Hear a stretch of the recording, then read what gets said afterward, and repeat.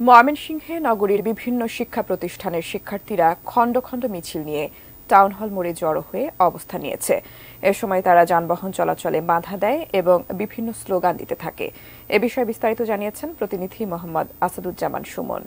আমি এই মুহূর্তে রয়েছি ময়মনসিংহের টাউন হল চত্বরে।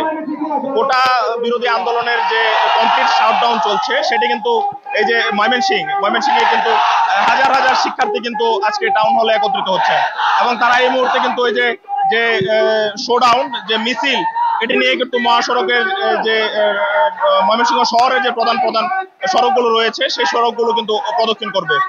যে আন্দোলনকারী যারা রয়েছে তাদের সাথে আমাদের কথা হয়েছে, তারা আমাদেরকে জানিয়েছেন যে আন্দোলন তাদের দাবি আদায় হওয়ার আগ পর্যন্ত কিন্তু তারা মাঠে থাকবেন এবং তারা মাঠে থেকে শেষ দেখে তারা ছাড়বেন। কেউ কেউ কিন্তু বলছে পরিবারের অনুমতি নিয়েই তারা আসছে। আরেকটি বিষয় বলছে যে পুলিশ কিন্তু তাদের কাছে বিরূপ আচরণ করছে। তো এই ছিল ময়মনসিংহ থেকে আমার কাছে কমপ্লিট শাটডাউনের বিষয়ে সর্বশেষ।